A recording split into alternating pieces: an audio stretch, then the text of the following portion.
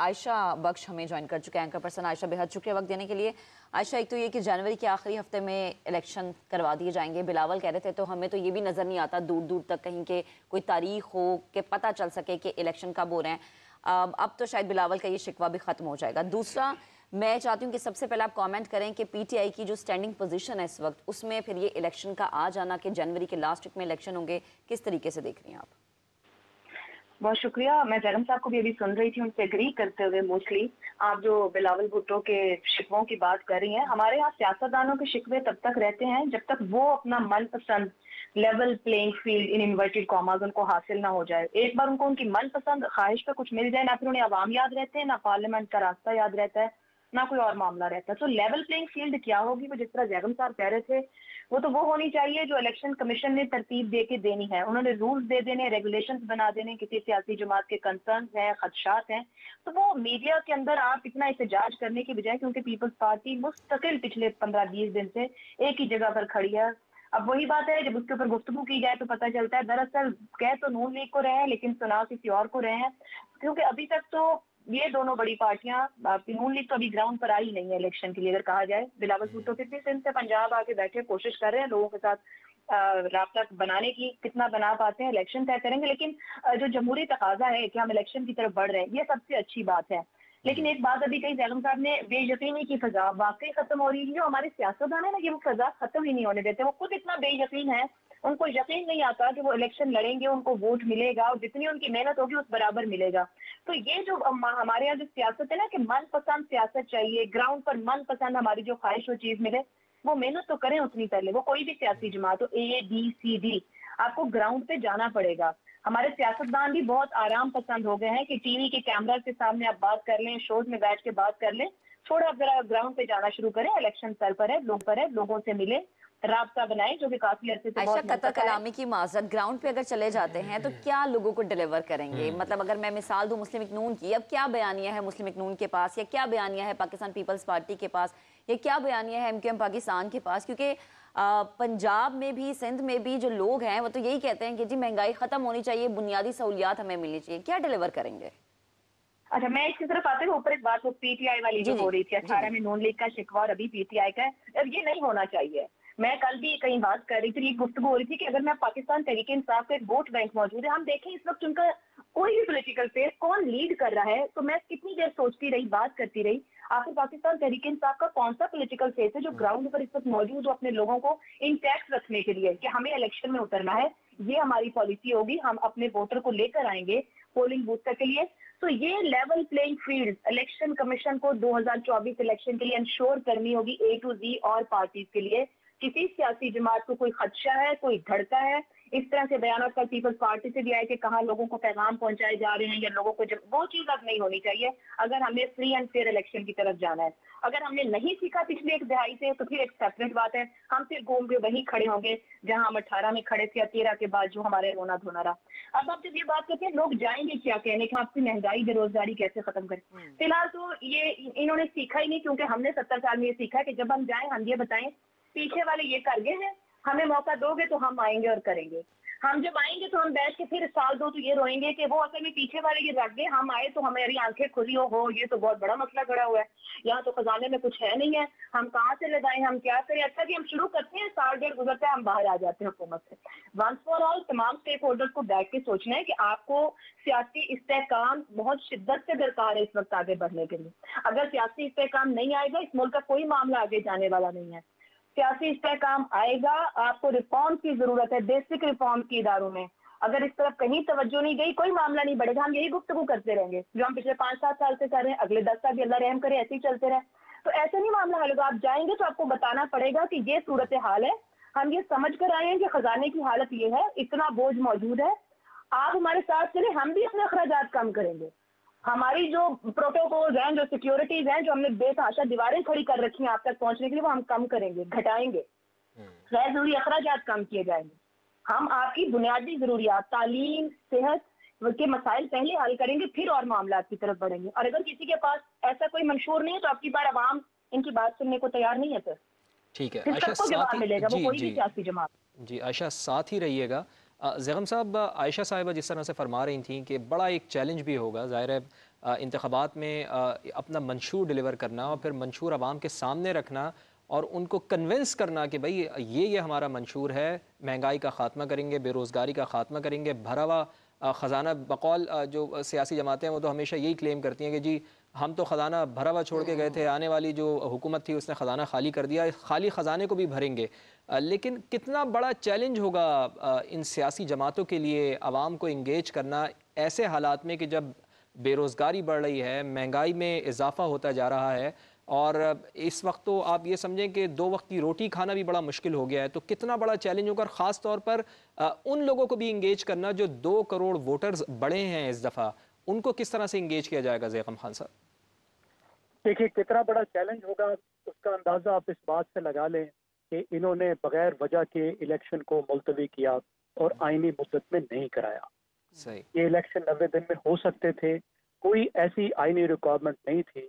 अगर ये मरदमशुमारी को मंजूर ना करवाते मुश्तरका मफादात कौंसिल से तो ये 90 दिन में इलेक्शन हो जाते। मुश्तरका मफादात से मंजूर करवाने का जो वाहिद मकसद था वो ये था कि इलेक्शन का टाइम बढ़ जाए ताकि लोग थोड़ा सा इनकी हुकूमत जो पिछली हुकूमत गुजरी है उसको भूल जाए। अब आप देखिए कि 5 साल के अंदर ही पाकिस्तान की हर पार्टी हुकूमत करके गई है और किसी ने भी अवाम को डिलीवर नहीं किया, किसी ने भी कुछ ऐसे इकदाम भी नहीं किए जिससे लगे कि बेहतरी की तरफ मामलात गए।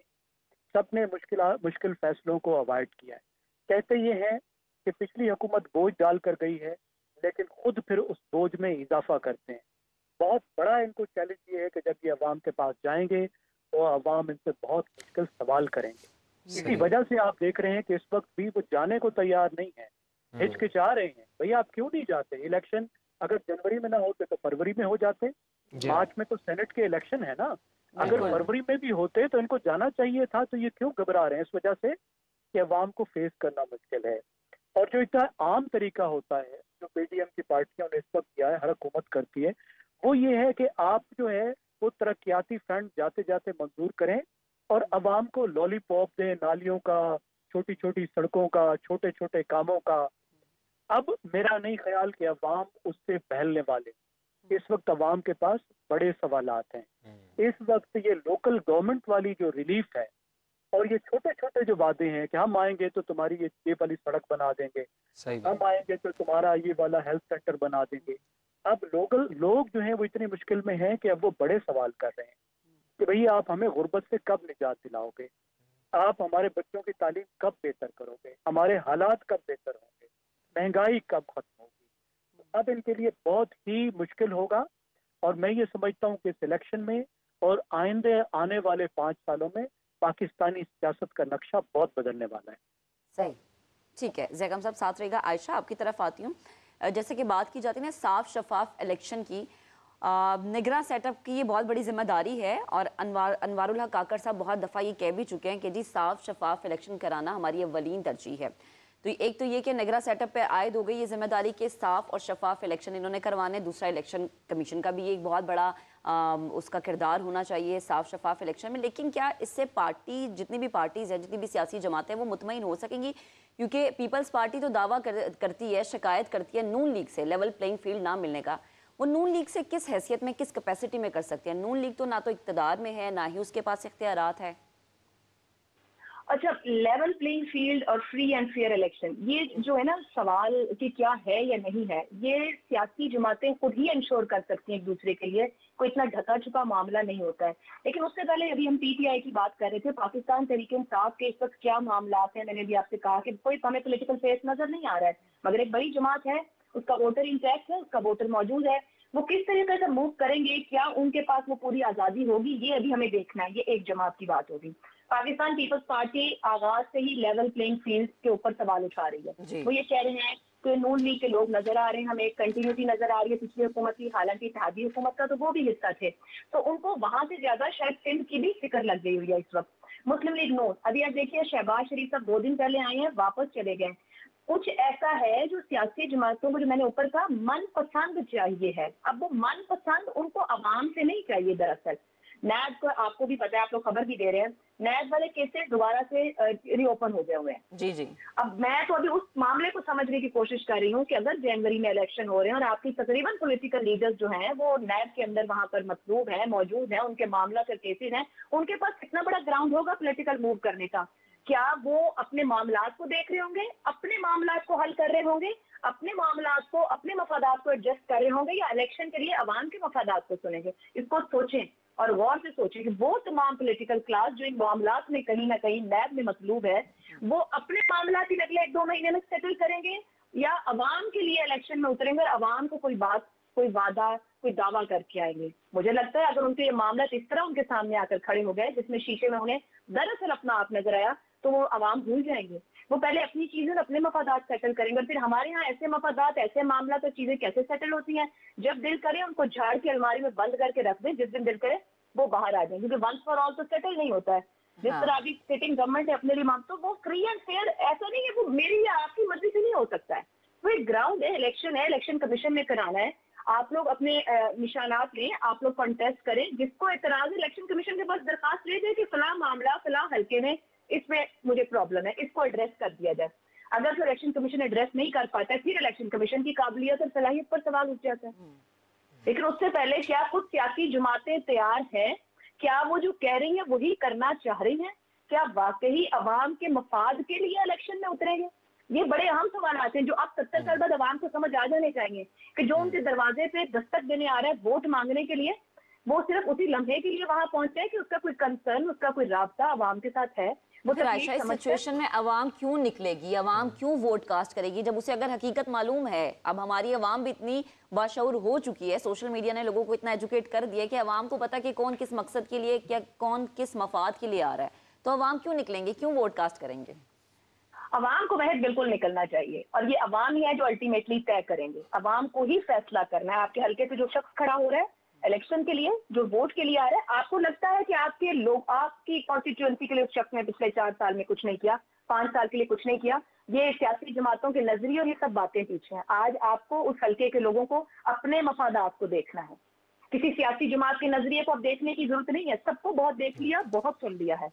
हल्के की अवाम तय करें, उस शख्स को बाउंड करें। अगर आपको लगता है इस काबिल है कि डिलीवर करेगा, तो उसको वहां बाउंड करें, उससे वादा लें उस बात का जो आप अपने हल्के के लिए चाहते हैं, कल को उसको अकाउंटेबल करें, क्योंकि वो आपके हल्के में कहीं जैसा होगा, आपके घर के आसपास होगा, तो आप उसे जिम्मेदार बनाएं। और नहीं लगता तो आप खुद अपनी पसंद का शख्स खड़ा करें और फिर अवाम उसके पीछे खड़े हो, जिसे वो समझते हैं कि वो उनके लिए काम करेगा और डिलीवर करेगा।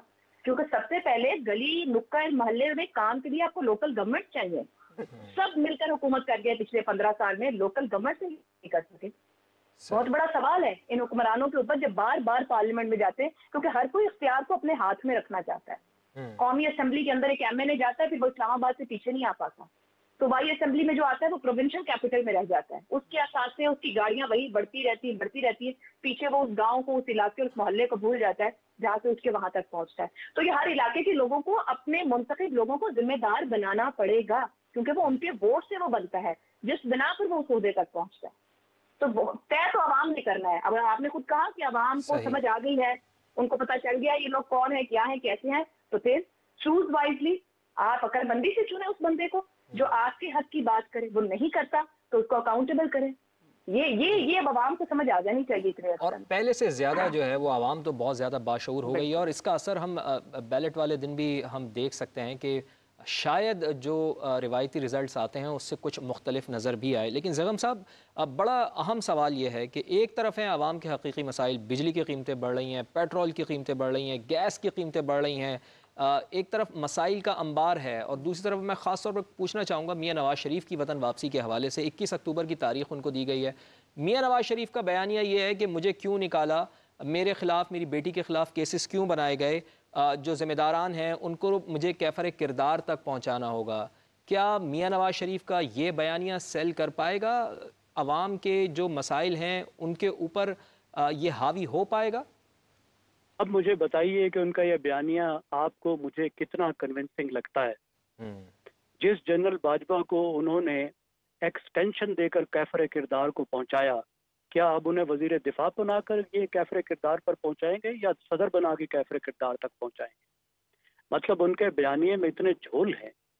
उनके जो साथी लंदन में हैं, जब उनसे मेरी बात होती है तो मुझे ऐसे लगता है कि मियाँ साहब किसी और दुनिया में रह रहे हैं। वो हकायक से, पाकिस्तान के हकायक से, पाकिस्तान के जो सियासी हकायक हैं उनसे बिल्कुल कट चुके हैं। उन्हें अच्छी अच्छी बात बताई जाती है, धोखे में रखा जाता है। उन्हें ये बताया जा रहा है कि आप उसी तरह पॉपुलर हैं जिस तरह आप 5 साल पहले थे। पाकिस्तानी अवाम जो है आपके लिए इंतज़ार कर रहे हैं। इस वक्त आपकी जमात बहुत ही मकबूल है और उसकी मकबूलियत बढ़ रही है। फिर उन्हें इस तरह बयानिया के बारे में बताया जाता है और उनको बयानिया के बारे में वो लोग बता रहे हैं जिनको पता ही नहीं है कि बयानिया होता क्या है। देखिए, मैं आपको कम्युनिकेशन के एक स्टूडेंट के तौर पे अर्ज कर रहा हूँ जी जी कि इनको मालूम नहीं है कि क्या बयानिया होता है। ये जो ओल फोल बातें हैं, क्या ये बयानिया है बाकी? क्या इसको कम्युनिकेशन के साइंस में बयानिया कहते हैं? क्या ये लोगों को अपील कर सकते हैं? आप माजी के किस्से सुना के आप बयानिया बताएंगे? अपने आप 1.5 साल पे बात नहीं करना चाह रहे और आप कह रहे हैं कि हमारी पिछली हुकूमत में क्या था। लोगों को तो आपकी अभी वाले दौर की तकालीफ याद है। अभी जो आपने किया, आप बहुत सारे वादे करके आए। आपने कहा कि हम रियासत को बचाएंगे। आपने कौन सी रियासत को बचाई?